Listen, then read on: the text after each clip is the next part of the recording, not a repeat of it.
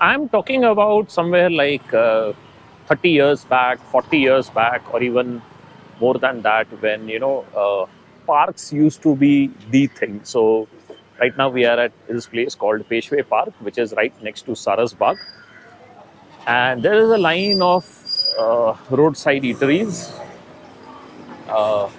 They're very old shops, like this one in the front: Bhel Puri, Shev Puri, Dahi Puri, Ragda Puri, and of course Pani Puri.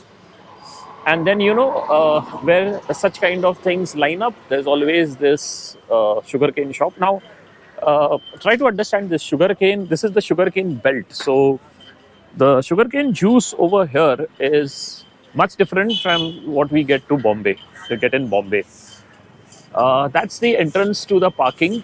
There is a lot of problem of parking in Pune. Peshwe Park is basically for the kids. There is a train ride, and then there is a play area and all that. And from this point onwards, there is the series of open air restaurants. Now, the Pune people are very fascinated with eating out. So evening is always family time, and that includes eating out. Pune eating out culture is, uh, I could say, originated in Pune, and people are still fond of their food.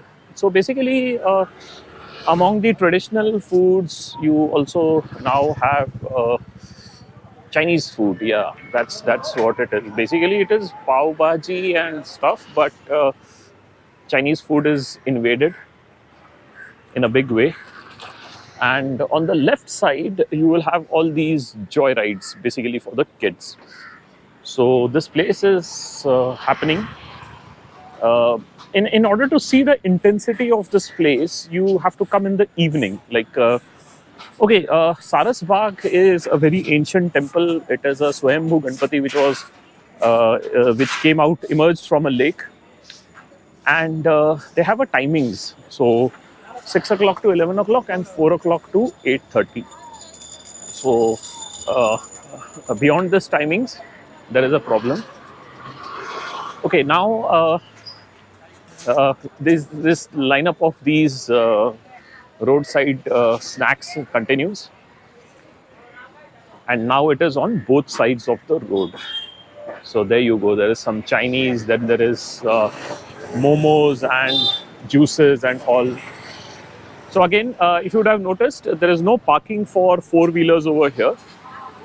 Two-wheelers, you can just park over here. So Pune is again a city of two-wheelers. The four-wheeler has never been designed for it. Okay, the temple doors have opened dot 4 o'clock. So let's go inside from this gate. Now, photography inside the temple is strictly prohibited, but I shall take the benefit of doubt, and let's see if there is any security personnel. Yeah, I could see a couple of security personnel over there. I don't know whether they'll allow camera or not. Let me ask this person, this lady over here. Okay, so they are very specific. You cannot click pictures of couples. You cannot take a photo shoot, and you have to be very careful. Those are the basic instructions. I think these instructions are universal. So I have my back towards the security guys. So that's why I thought, okay, let me click a few videos until I encounter the next security person. So this place is basically, there's a temple which is coming up ahead, and there is a lake surrounding the temple, and this beautiful garden in which they have made some nice arrangements of fishes and flowers and all these things. So that's the speciality of this place. These parks used to be open, and there wasn't too much fencing, but then people used to come in large numbers over here, and that's the reason why they have started closing them down, and only small portions of the park are open for people. So like there is this walking track over here, and this is the temple entrance. I shall be taking that entrance, and then towards the end there is this small enclosure over here which I think is open for the public.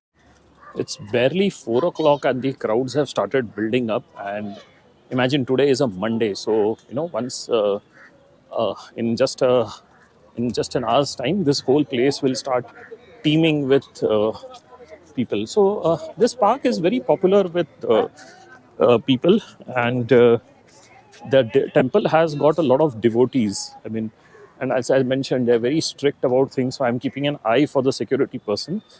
I just want to show you around, like how good this is, and it extends all over. It's mostly shaped like a lake, and then this temple is in between that. So again, there's this pond. They have got lotuses, they've got fishes, and they have turtles. There you go. And the water is much cleaner. The security staff is very strict. They don't allow people to carry any food items inside. They check each and every bag for that. This side of the park is also the same thing. They have blocked this thing, nice landscapes, and that's the staircase system with a walking track on top to cross the road, and that's the view of the temple. So going back over here, this is the exit and the entrance both to the main road. That's the view of the Saras Baug and the Ganpati temple, Siddhivinayak, from the entrance. The best part about it is that at the entrance from the main road, you can directly see the idol, which is visible. Of course, nobody is allowed inside, but the view from here is clear. So this is the entry point. That's the overhead bridge, and that's the view of the park. Now from here, see, this is the main entrance.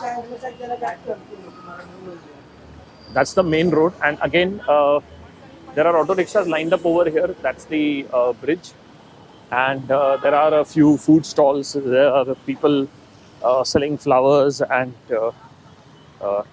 all these coconuts and other religious articles, and there are a few snacks stalls and juices stalls. So from here, this road goes straight, and then it takes a left turn, and that is where uh, the road from which we saw that cow gully that starts. Now, one thing that you should remember while visiting this temple is that there are no priests and there is no puja performed over here. So at the most, you can give flowers or a coconut, and that's the end of it. And there is one single priest who is there inside the temple, and you have to give him the offerings.